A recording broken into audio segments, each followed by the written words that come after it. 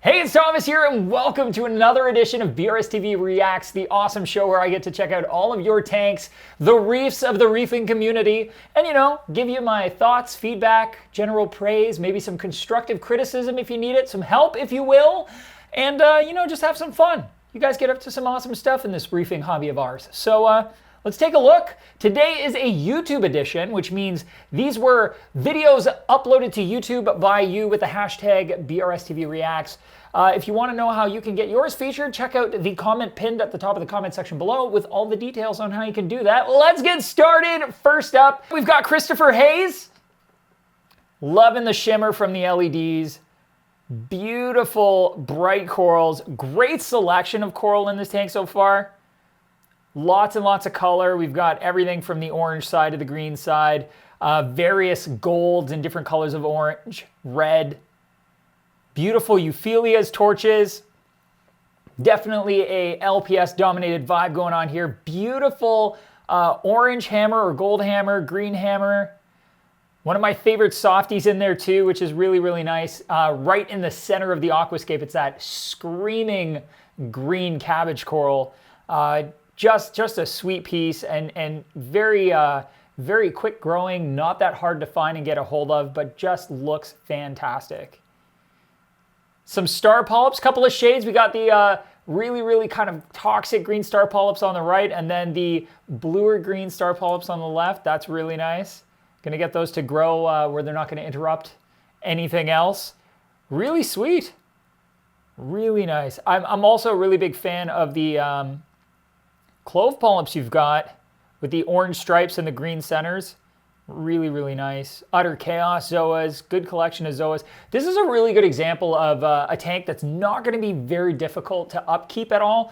First of all, having a Red Sea Max Nano just makes life a lot easier. They're a really great all-in-one system. You got your lighting and everything else that you have coming with it. So you really don't have too many decisions to make, really. And you've got a system that a lot of people have used to be successful. On top of that, you've picked really nice corals that aren't overly difficult. So, you do have the euphyllias with the calcium carbonate skeletons that are going to require alkalinity and calcium to be in check. And then you've got some softies in there too. And ultimately, this is probably not a super high maintenance tank. Doesn't take too long to grow in and look really fabulous, but just looks good. And you're obviously maintaining it quite well. I can see that there isn't really any algae on the substrate or on the glass that I can see. Maybe a little bit here and there on the rock, but nothing I would consider to be a problem or an outbreak. You got coralline growing all over the plastic overflow panel there. It's the one thing you can't really scrape with a scraper. Yeah, everything just looks really nice. The flow in the tank is great. It's got that nice gentle swing and all the euphyllia. Nothing looks like it's static. Just really pleasant to look at. Cute blenny. I'm really glad to see you've got a net top on there too. Lots of fish want to jump. Looks like you have a 6-line wrasse or something akin to that in there. And they're definitely jumpers, so keeping them in is a bit of a challenge, but a net top basically puts an end to that challenge. The aquascape's really nice too. I love that it's kind of almost like 2 tiers of arches basically. It looks like you have one main arch with a nice big hole in the center. It gives a fish a nice place to hang out. Visually just very interesting to have that shadowing the center of all these corals. And then one above it looks like the same kind of idea where you have that black hole, that shadow. You've got that grape coral or octobubble up in the corner, and then right underneath that euphyllia, you've got that really fluffy looking clove polyp, which is just really, really nice. And again, contrasting colors. One of them is more on the green side, one's more on the orange side. Beautiful Rhodactis mushroom too. Great little group of zoas going so far. Radioactive dragon eyes, whammon watermelons. These are old school names too. Who knows if they still call them that. Some utter chaos in there. Looks like you got some rostas in there too, which are one of my favorites. Just a really, really nice, bright, small polyp. Just a really nice looking tank, really nice group of corals. In future though, I'd avoid shooting vertically. I know instinctually with your phone, you're so used to holding it in one direction that when you go to shoot a video, sometimes you forget to turn it. But it is a little bit easier to appreciate everything in the video when we can blow it up because it's landscape instead of portrait.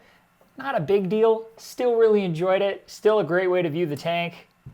Christopher Hayes, you can reef. I'm digging it. Really, really nice. Next up, we've got Khalil Nasereddin. And I apologize if I'm mispronouncing anybody's name. Forgive me. I'm doing my best. All right, let's see what you got going on. Oh, very cool aquascape. Right off the hop. Very, very nice. Naso tang. That is going to be a big fish, even in that 350. That is a big fish. Blue tang. Beautiful fairy wrasse, it looks like. Some clowns.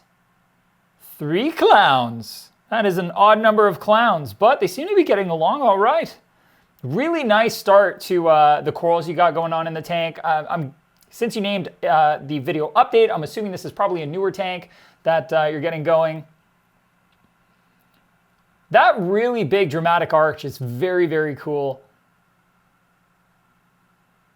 Got some nice LPS on the substrate there. That arch is your SPS haven, so it's going to be a nice mixed reef. Punching in on the frags there. It looks like you got like some nice bonsai SPS, well as some other classics. Looks like you got that teal. Yeah, there it is. The teal bird's nest. Very nice. Some digitata maybe as well, green digitata. Lots of frags starting off. Some other Monty caps there, maybe even a Hydnophora or a Stellata or something like that. Those brains are pretty intense. Those LPS on the substrate there. I will say, and I don't know if it's just the lighting in the video or anything, just in regards to how it was filmed, or if it's actually the way it appears to be, but the LPS on the bottom of the tank look like they're a little bit on the white side, just a little bit bleachy looking. Given that some of the other Euphyllia don't look that way, and that you know, the Zoas and other softies and stuff don't really appear to look that way either, it's hard for me to say if it is over lighting or not, but depending on what light you're using, you can end up with hotter spots in the tank, even if they're all the way down on the bottom on the substrate. And even just some LPS corals tend to want a little bit less light than their neighbors, and they can get a little bleachy. I've had that happen with some donut corals in the past and stuff like that. So I would just keep an eye on them, make sure that they don't get any whiter if what I'm seeing is accurate, but it does just appear like the center of the tank does have a whiter or hotter spot in terms of lighting, which is probably, it's brighter there on camera because it actually is brighter there. And if that's the case, you know, if you're noticing that those brains and donut corals don't start, scalemia, don't start regaining that richer color and they stay a little on the pale side, I would try getting them just outside of that, you know, hot spot and see if they begin to kind of come back to their full vibrance. I really dig, okay, I actually really like this scape. It's super simple and minimalistic. But it reminds me of a scape that I really liked in the past, with the main difference being that the arch was the low side and there was almost like a mountain on the other side of rock that was covered in SPS. But I really dig that on that left side of the tank there, those two Euphyllias sitting close together along with the softie, it looks like, that's on the very edge. Just on that slightly taller boulder coming down to a lower one and then up to that really dramatic arch. Something about it is just super, super interesting. It definitely plays to that rule of thirds. It looks like the top of the arch is somewhere on that right third of the tank, and that the other part is, or the lower section is on the kind of left 2/3, but then even the connection between the higher boulder and the lower one looks to be on that other third line or just past it. Just, it flows really nicely. I really like it. It may be simple, but I think it's a really great platform, especially to give you still lots of utilization of the sand bed up in the front for all of those LPS that you want to showcase there. It does create this really nice kind of stage you've set to get all those corals growing on. I just like it. I think it's really nice. I think there's definitely room, especially on that left side, maybe in the future to add just a small piece of branch rock off the back and then put something SPS wise that is going to grow very rapidly, very tall, very outstretched. Something like Yongi or green slimer would be an excellent addition just to have hanging off the back. So you have these big euphyllias and all of a sudden, boom, this huge branching SPS. And then on your arch, you've got some of the more compact growing SPS. Maybe a couple of branching ones as well. I'm just dreaming, but I like what you've done, and I think it's going to be a lot of fun to watch it grow in. Yeah, for someone who's got a tank that's pretty early on in its adventure of reefing and has a long way to go, looks like you're off to a really good start. Looks like you're having fun with it. The only thing I'm going to say is that nasal is going to get big for that tank for sure. You may already have somebody you know who's dying to take a more adult-sized naso off your hands in the future. Blonde nasos are a gorgeous fish. One of my favorites of the tangs. I'm a big fan of unicorn tangs and Flamingi, even though they're not one of the prettiest tangs out there to a lot of people. I just love them. They're so personable. But a 2-foot tang is a 2-foot tang. Not everybody's got a tank big enough for those. Khalil, I dig it. That's a really cool scape. I really like it. You're obviously enjoying those scalemia and donuts and other LPS down on the sand bed. Keep it up. I don't think it's going to be too long before that tank looks absolutely stellar. Next up, we've got Natal Reefing. So let's take a look at your tank and see what you got going on. Whoa! Very nice. The scape and just overall feel of the tank right off the get-go from just an aesthetics perspective is really nice. Bare bottom, very challenging, but if you've got the patience, not a bad way to go. Definitely helps prevent detritus buildup in the sand bed and whoa. I see we're punching in real close on the algae on the edge of that coral there. It looks to me like a little bit of bryopsis. Yeah, that definitely looks like bryopsis. I'm assuming you're showing me because you want to know how to get rid of it. There's quite a few ways you could go about getting rid of it. That's a very small amount, which means it's a good time to deal with it before it spreads to other places. Manual removal is going to work to a degree, but it's going to also, bryopsis is pretty good at rooting into the rockwork, or in this case, in the side of the coral or underneath the coral. So for me, in the past, what I've done is dips to get rid of it. I've dipped with, depending on what coral it is, I've dipped with hydrogen peroxide, which tends to work pretty well for me. You could also try gluing over it with some super glue after you've pulled the majority of it off. Do that outside of the tank. You don't want to accidentally pull it off and let it float free in the tank. You can also check out the various videos that we've got on dealing with algae. There's quite a few of them and they're really, really good and lots of great advice in them. So yeah, I wouldn't worry too much, but you've noticed it. Time to take action now so that you don't have to worry about bigger problems later. I gotta say, while we're staring up at this floating rockwork, I love the way it looks. I think it looks great. I see you've got some flower pots on there. One of them's not looking as happy as the others. It may just be shedding a mucus layer, which can happen every once in a while. Leather corals can do that. I haven't kept too many flower pots, if I'm being perfectly honest, so I can't give you like immediate advice on whether or not I would be worried about that. But based on the fact that the other two are looking pretty happy, I wouldn't be super concerned. As long as it opens back up, just keep on trucking. But I did notice you might have a little bit of maybe dinos or just a brown algae on the rockwork there, which is pretty typical in a bare bottom reef for the first little while. It takes a long time for it to kind of settle in and really kind of come into its own so that you avoid those kinds of algae issues and stuff. The overall just coral choices that you've picked for this tank are really nice. They're coming together to make this really, really great little reef. I see you've got lots of ceramic media tucked in the back there to help make up for the bare bottom. Not a bad idea. Love the clams. I'm a huge fan of clams. They can be a little bit more challenging if you've never kept them before.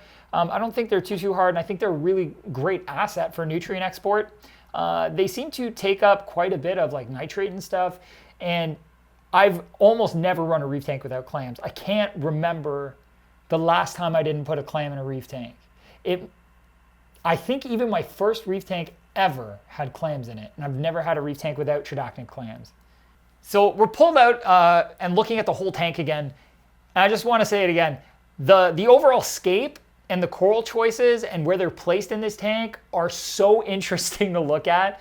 The finger leather on that left side paired with that toadstool with that little bit of star polyps right on top of it. And right behind that is like a zenid of some kind or possibly Suspicularia. Just how they come together, and with the green Sinularia in the front, it just looks very interesting. It's like variations of very outstretched and branching kind of corals with that star polyps right in the center, and then you've even got cabbage coral, like your standard pink cabbage coral down on the bottom. Then you've got your rock right beside it with the clam just sitting all pretty, some zoas right beside it. Then right beside that clam, a completely different texture in the background, you've got that gold torch. Then the other rock has a very branching look to it, and you've got some encrusting type corals and LPS on it, plus a couple of SPS it looks like. So you've got a cap down there. Great place for the cap, by the way, because as it grows, it's going to take up so much space and foliate out and shadow anything underneath it. So having it down at the bottom while it's doing all that, it's not really going to block light from anything. So really, really smart. And then right on top of it, you've got that red-orange cap, and then you've got a nice green bird's nest to kind of just sit right on top of it. Visually, that's going to look really, really nice as it grows out. And then, yeah, that floating rock work is just too cool with the flower pots. Equipment-wise, you got some good stuff on there for sure. Looks like you're using maybe a canister filter, but you've got some MP10s, or at least a single MP10. Got a fan cooling the water, keeping things at the right temperature. Evaporative cooling is a great way to deal with temperature spikes. Looks like a flue valve canister, if I had to guess, just based on the input and output. Looks like you've got an automatic feeder on there too, just to take a little bit of the inconsistency in feeding away and making sure it's done all the time, same time, keeping everything happy. I'm digging it. I really like what you've done with this tank. Super, super interesting to look at. Not a very large tank. Smaller tanks are so much harder to work with than larger tanks. I say it all the time, but keeping like a nano reef is just so, so impressive. I really like your tank. It's really, really cool. I really appreciate you sending it in. Thanks so much. Natal be reefing. Next up, we've got Game Junction, but junk is J-U-N-K with shun on the end. Junction. Huh? Whoa. Super cool. Okay, number one, I don't know if you're using a lens or what effect you're using on your camera or what have you. Not sure. But I love how crisply white this tank looks. Lots of color. Those yellow tangs look like that brilliant yellow that you expect a yellow tang to look like. It's not subdued by having like a ton of blue or anything. All the corals have, really nice coloration. But the tank just looks ultra bright white. It doesn't look blue heavy, which I don't get to see a lot. And it's really cool to see that. Also really digging the interesting choice you went with the rock work. I'm gonna make some assumptions because I can't see how close it is to the back glass or anything, but it looks like it's almost right up against it, and it is basically either side of the overflow. The overflow panel is dividing the tank. So the black background, then the overflow, all kind of mixes together and hides, and then you've got these two structures that are separated a decent amount apart, the width of the overflow, and it's just a very cool kind of scene to watch those yellow tangs as a group go from one side of this tank to the other side, passing that big void. It almost makes it look like it's two separate tanks, but then these fish swimming by are, kind of breaking that, that impression, and it's very, very interesting.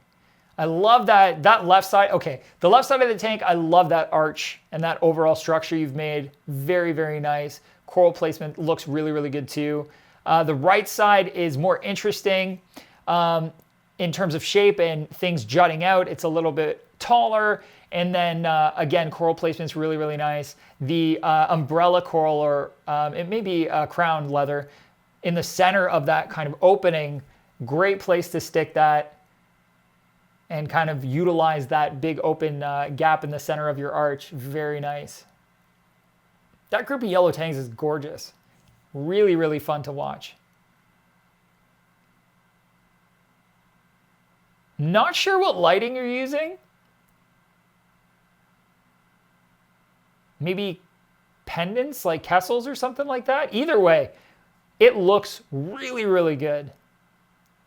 Oh, I kind of wish we were a little bit closer up so I could take a look at all the corals individually and stuff. But based on what I can see, some acans, some other LPS, definitely some softies in there too. Looks like a pretty easy, more low maintenance approach to reefing. Lots of fluid movement when you have all those LPS and stuff like that paired with softies. There's all this opportunity for swaying and movement. The tank looks like it's a pretty large tank, and it's just really cool.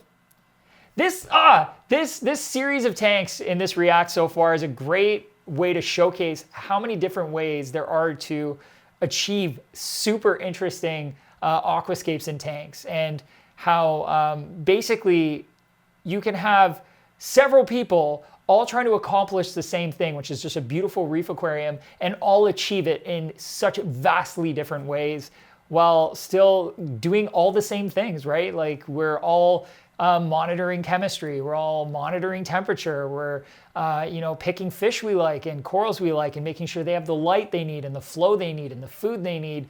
And you end up with just such drastically different results that are just very, very cool and interesting. It's one of my favorite parts about doing this series. Game Junction, you nailed it. Okay, I thought of something. If you ever decide to get into SPS and want something that's going to, or even if you don't want SPS and you want to stick with something like photosynthetic gorgonians or fans, you can kind of help bridge the gap between those two structures without losing that beautiful division between the two rock structures by having them grow out from the edges of those structures in front of the overflow panel. I think that could actually do, make some sort of an impact on that center portion of the tank, so it's not just a clean division, but has something going on without it being so overbearing that it feels like the rock structures are touching each other or that the reefs are touching. They'll still be separate things, but you'll have some wispiness growing over top of it. Corky finger's a really easy one that I can think of that'll just grow tall and branch outward slowly over time. There are various photosynthetic gorgonians that would do a really good job. Simple, easy SPS like a yongi, like a green slimer is a really good example, or a blue tip staghorn acro, just especially if they're the only SPS in the system, it'll be a lot easier because you're not going to be like trying to feed this power or calcium hungry and alkalinity hungry SPS dominated reef. But yeah, that's my advice if you even want to consider it that. I really dig your tank. All right, up next we've got Eric Casillas. I'm sorry if I got your name wrong, Eric. Forgive me. Let's take a look at your tank. That's different. Very interesting. Very, very interesting approach.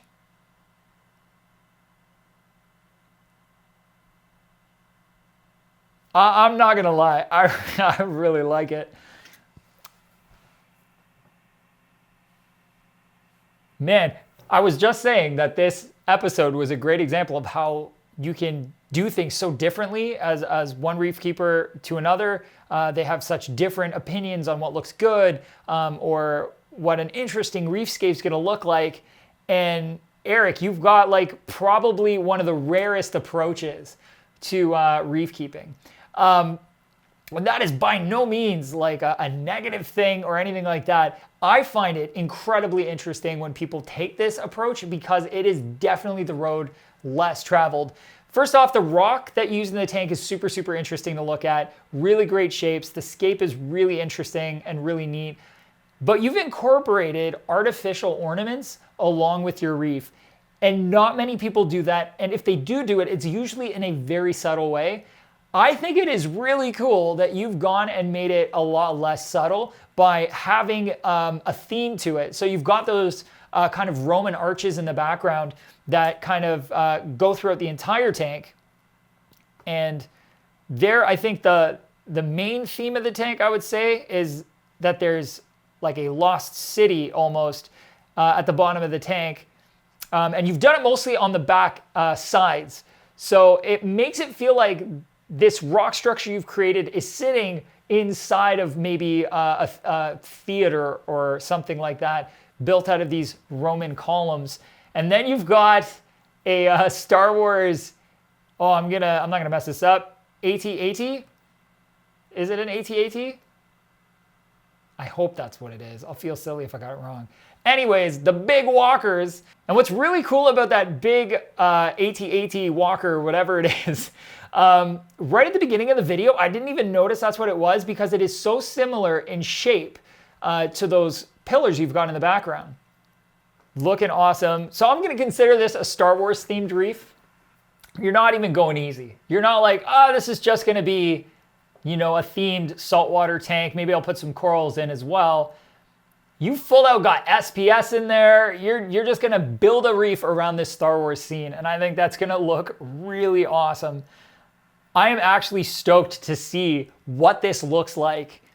I think it's gonna take at least a year to get to somewhere where it's like really starting to fill in and corals are starting to overtake those ornaments and kind of have it come together as one big cohesive reef. But it is gonna be really cool. I think you did a really, really good job of mixing the rock work in with those ornaments so that it kind of complements, they complement each other as one big scape as opposed to it being like ornaments and then some rock thrown in. That rock structure you've built is really, really interesting. Very, very cool. And it's just being hugged by the pillars and showcasing that AT-AT in the front. Corals seem to be doing pretty good so far. Looks like the SPS are already starting to encrust. Things are looking awesome. Great selection of fish. You weren't shy about the fish either. I think you've got a Niger trigger in there, it looks like. Also have a clown tang, not the easiest of tangs. Can be a little bit bossy, but just gorgeous. AI lighting. The only thing I'll say is with that trigger in there, for sure, you'll have a hard time keeping invertebrates.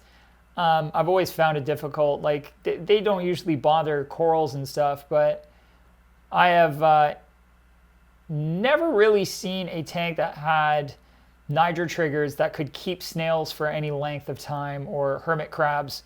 They always seem to get flipped over and picked at. Whatever that orange coral is sitting there, it is screaming. I really hope you submit this later on once things have like come together and started filling in. I even love the substrate that you picked. This is going to be such an interesting and different tank. And it's got only great places to go. I'm really glad to see somebody went like full themed SPS reef tank or mixed reef tank. That is going to be wild. Eric, made my day. Love it.